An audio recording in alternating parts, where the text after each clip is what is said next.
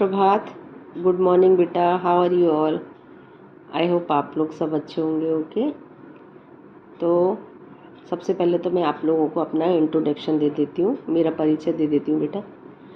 मेरा नाम अर्चना शर्मा है। ओके, और मैं आप लोगों को हिंदी पढ़ाऊँगी। ओके, हिंदी में सबसे पहले वर्णमाला। ओके, तो आप लोग फर्स्ट क्लास में सीख के आए होंगे ना, सबने सीखा है क्लास 1 में वर्णमाला। ओके, तो वर्णमाला में कौन कौन से वर्ण होते हैं? सबसे पहले होते हैं स्वर, अ से लेके औ तक, और अंग अह, इनको हम अनुस्वार और विसर्ग बोलते हैं। ओके, उसके बाद होते हैं व्यंजन वर्ण। तो स्वर वर्णों की जो संख्या होती है वो कितनी होती है? 11 होती है, 11 होती है। ओके, अ आ ई उ री ए ऐ ओ औ, यहाँ तक होते हैं स्वर। उसके बाद इनको हम अनुस्वार और विसर्ग बोलेंगे। ओके, ये सब चीज़ें आप जब बड़ी क्लासों में और जाओगे ना तो आपको और अच्छे से समझाया जाएगा। ओके, अब है व्यंजन वर्ण। ओके, व्यंजन वर्ण में क, ख, ग, घ, ण, च, छ, ज, झ, ण, ट, ठ, ड, ढ, ण, त, थ, द, ध, न।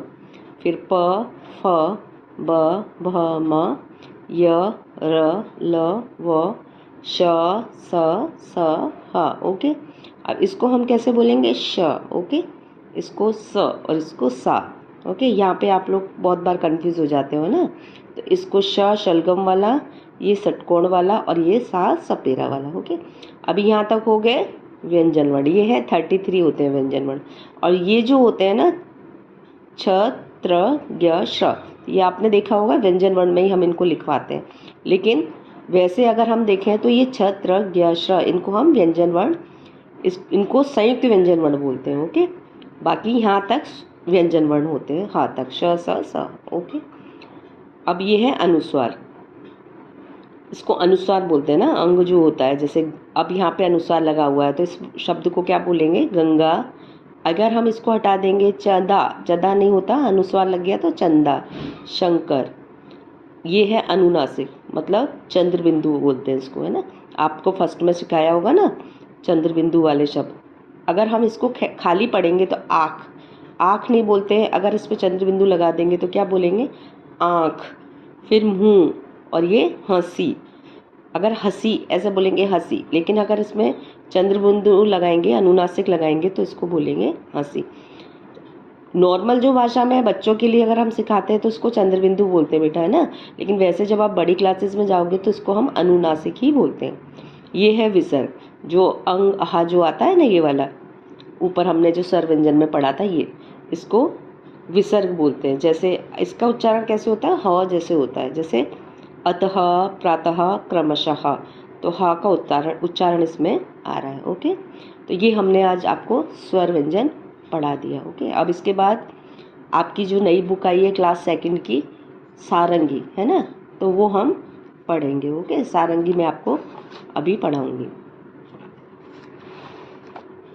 इसमें है सबसे पहले बेटा,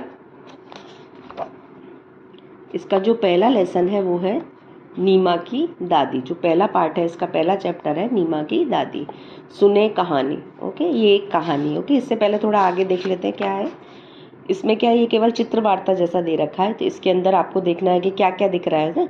इसमें क्या है, जैसे गार्डन है, ये बगीचा है। ओके, अभी यहाँ पे बच्चे देखो खेल रहे हैं ना, आप लोग भी जाते हो ना खेलने, तो लोग बाग यहाँ पे पिकनिक मनाने भी आते हैं। कई बार जाते हो ना आप लोग भी पिकनिक मनाने, अभी वैकेशन चल रहे हैं तो आप लोग भी जग गए होंगे, है ना। तो इसी तरह से देखो यहाँ पे बच्चे खेल रहे हैं। ये है जो अंकल हैं, एक जो रीड कर रहे हैं, पेपर पढ़ रहे हैं ना, वो किस पे बैठे हैं? उनके पैर खराब है, तो वो एक वो उनकी जो होती है ना, उसको बोलते हैं पहिया कुर्सी जैसी, वो ये कुर्सी पे बैठे हैं। यहाँ पे भी बच्चे खेल रहे हैं ना। ये आंटी हैं, अपने बच्चे को नाश्ता खिला रही हैं, मतलब वो लोग लंच में लेके आई हैं कुछ खाने के लिए ना। तो ये सब चित्र, इधर देखो, इधर ये पेड़ दिख रहा है, इस पे बच्चा है जो झूला झूल रहा है ना। तो ये क्या है? एक बगीचा है। ओके, अब हम आगे देखते हैं। नीमा की दादी, पाठ का नाम क्या है? नीमा की दादी। अब नीमा कौन है? एक लड़की है। ये जो लड़की दिख रही है उसका नाम क्या है? नीमा। ओके, अब जो दादी है वो कौन है? ये जो बैठी है ना, ये नीमा की दादी है।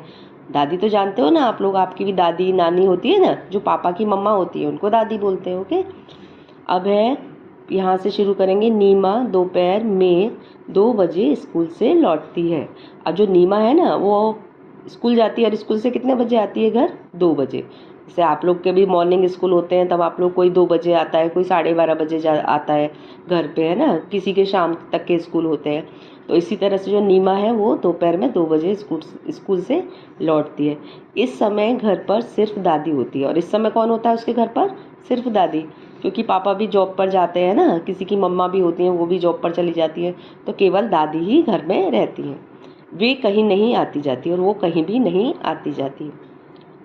उनके घुटनों में दर्द रहता है, इसलिए कभी वे अपने घुटनों में तेल मल रही होती हैं।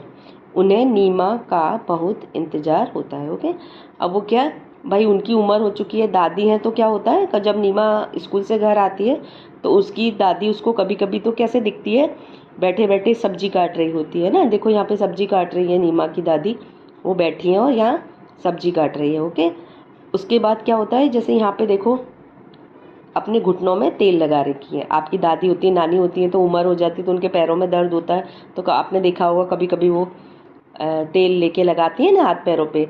तो इसी तरह से जो नीमा की दादी है, उनके घुटनों में दर्द रहता है ना, उनके पैरों में हमेशा दर्द रहता है, इसलिए वे अपने घुटनों में तेल मल रही होती हैं। उन्हें नीमा का बहुत इंतज़ार होता है और उनको नीमा के आने का इंतज़ार रहता है, मतलब वो वेट करती हैं नीमा का कि नीमा कब स्कूल से आएगी। ओके, अभी आगे देखते हैं। नीमा रोज खाना खाते खाते स्कूल की बातें सुनाती है। दादी भी उससे खूब बातें करती है। शाम को नीमा खेलने जाती है। ओके, अब रोज जब नीमा घर आती है तो खाना खाते खाते क्या करती है, अपने स्कूल की बातें अपनी दादी को सुनाती है। आप लोग भी सुनाते हो ना, घर पे जाते हो तब मम्मा को सुनाते हो, अपनी दादी को, अपनी नानी को, पापा को, भैया दीदी को कि आज स्कूल में ये हुआ, आज स्कूल में ये हुआ। तो इसी तरह से नीमा भी रोज क्या करती है, खाना खाती जाती है और खाते खाते अपनी दादी को स्कूल की बातें सुनाती है। शाम को नीमा खेलने जाती है और शाम को क्या होता है, नीमा खेलने जाती है। आप लोग भी जाते हो ना खेलने, शाम के समय में सब लोग को थोड़ा एनर्जी मिलती है, तो ऐसा लगता है कि चलो पूरा दिन हम थक गए तो चलो शाम को घूमने जाते हैं या खेलने जाते हैं। एक दिन नीमा खेलने के लिए जाने लगी तो दादी बोली, नीमा थोड़ी देर बैठ जा। एक दिन जब नीमा शाम के समय खेलने जाने लगी तो उसकी दादी बोली कि नीमा थोड़ी देर बैठ जाओ। क्यों? नीमा पलटकर बोली। तो पलटकर मीन्स ऐसे वापस से रुक के पीछे देख के बोलते हैं ना, कि नीमा बोली कि क्यों, मेरा समय नहीं कटता। दादी बोली कि भाई तुम चली जाओगी तो मेरा भी टाइम पास नहीं होता है। नीमा रुकी, फिर दौड़कर दादी की चप्पलें ले आई और बोली, दादी आप भी मेरे साथ खेलने चलिए। अब नीमा रुक गई, दादी ने उसको रोका कि नीमा रुको, तो वो नीमा बोली कि दादी क्यों? तो दादी बोली कि तुम चली जाती हो तो मेरा समय नहीं कटता, मतलब मेरा टाइम पास नहीं होता।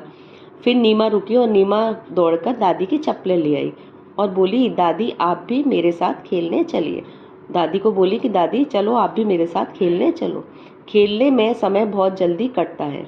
मैं 5 बजे खेलने जाती हूँ पर 10 मिनट में ही 6 बज जाते हैं। अब वो नीमा होती है जो बोलती है कि मैं 5 बजे खेलने जाती हूँ और मेरा टाइम फटाफट से कट जाता है, इसलिए वो बोलती है दादी को कि आप भी मेरे साथ चलिए खेलने, क्योंकि खेलने में क्या होता है, जो हमारा समय होता है वो बहुत जल्दी कट जाता है। क्योंकि मैं 5 बजे जाती हूँ खेलने और 10 मिनट में ही मैं 6 बज जाते हैं, मतलब 10 मिनट में ही मुझे पता भी नहीं चलता कि कितनी जल्दी 6 बज गए। आप लोग भी कभी खेलने जाते हो तो आपका टाइम पास हो जाता है ना, फटाफट खेलने जाते हो। ओके, दादी जोर से हंसी, फिर वे दोनों खेल के मैदान की ओर चल पड़े। अब यहाँ पे देखो दादी कैसे दौड़ रही है और नीमा दौड़ रही है, दादी उनके पीछे पीछे जा रही है।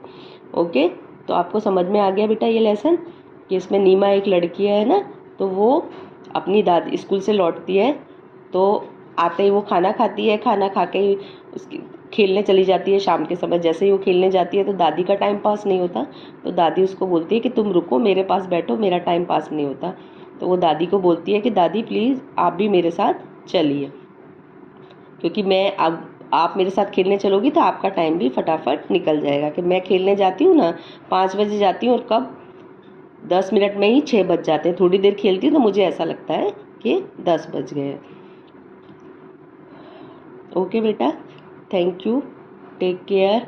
ओके, आपको ये लेसन समझ में आ गए हो, और आप लोग को जो PDF भेजा है CW वर्क का, वो आप अपनी नोटबुक में अच्छे से जो भी इसके प्रश्न उत्तर हैं, शब्दार्थ हैं, वर्णमाला जो मैंने आपको पहले कराई, वो सब आपको CW में अच्छे से अच्छी हैंडराइटिंग में और लाइन से, लाइन के ऊपर हमेशा लिखना है। हिंदी में कभी भी लाइन के नीचे नहीं लिखते, हमेशा लाइन के ऊपर लाइन खींच के लिखा जाता है। ओके, और आपको अच्छे से ये शब्दार्थ है और क्या कहते हैं जो ये पाठ पढ़ाया है वो भी आपको समझ में आ गया होगा। ओके, तो थैंक यू बेटा, टेक केयर, धन्यवाद।